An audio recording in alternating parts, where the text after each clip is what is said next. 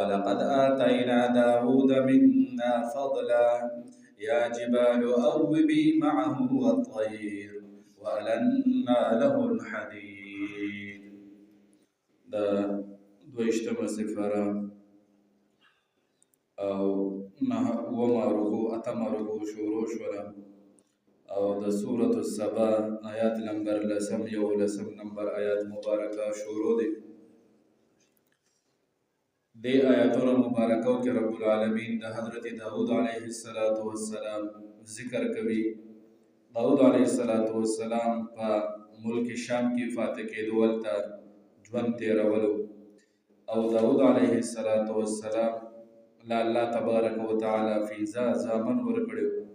یو پکې حضرت سلیمان علیه السلام او څلور د هغې نه علاوه هم.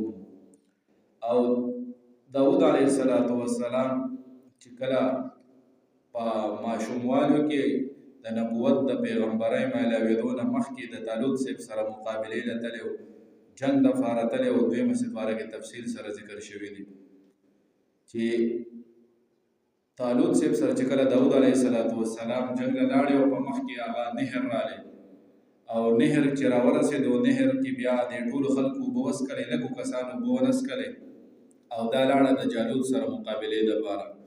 او نبی علیه السلام خپلو صحابو ته جنګ بدر کې فرمایي چې الله تبارک وتعالی به موږ له کامیابي، فتح، نصرت راکوي څنګه چې الله تبارک وتعالی طالوت صاحب له د هغه ملګرو له ورکړې و. نو پته ولګېده بدر کې هم صحابه کرام 313 وو او په دغه طالوت صاحب سره مقابله وه، هغه ټیم کې هم دوی 313 وو. او بیا چې کله هغوی مخامخ شوه مقابله د داود علیه السلام د جالوت سره راغله. جالوت پهلوان سړی و، هر سړی ورسره مقابله نه شوه کولی او داود علیه السلام سره مقابله راغله. داود علیه السلام جالوت قتل کو، مردار کو.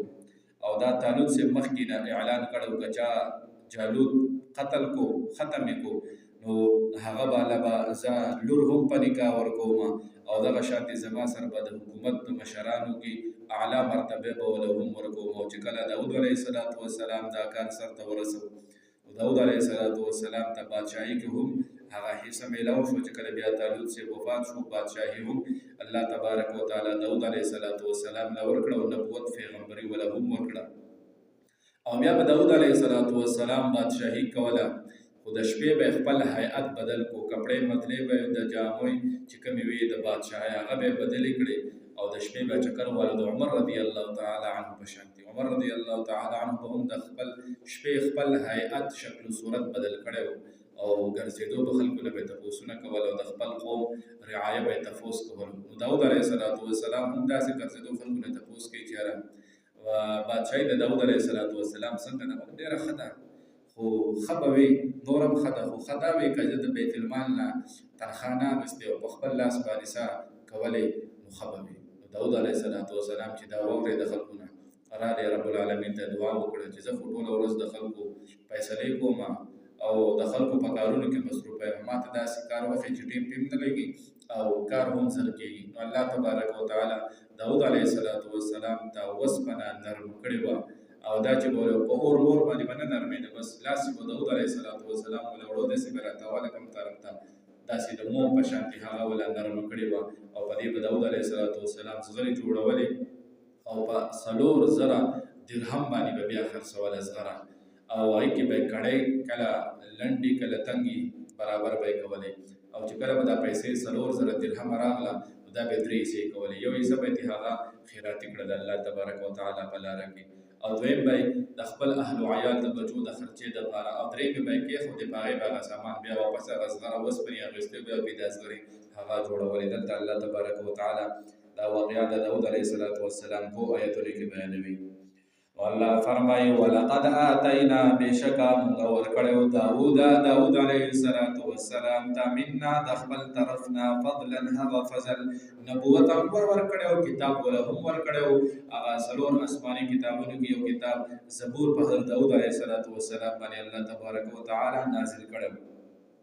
الله فرمای یا جبال اوبی معه والطیر، یا جبال والله فرمای چې مونږ اوې د غرونو ته چې ای غرونو اوبی معه راجع شي د داود علیه السلام سره، یا اوبی تسبیحات تاسو وایي د داود علیه السلام سره سبحان الله چې دا به داود علیه السلام وی اواز ډیر خوبصورت و چې کله به داود علیه السلام وفرمایل چې سبحان الله د مارغانو د هواګانو د ټولو په سر وي، او چې کله به داود علیه السلام تلاوت کو د زبور شریف هوا چې کومه روانه هوا وه دا به ورته ودرېدله، او چې کومې روانې اوبه وې هغه به هم ودرېدله، نو غرونه به ورسره هم وو، مارغان به ورسره هم وو، او د داود علیه السلام طرف ته به مایله شوه او تلاوت به یې ورسره کوو.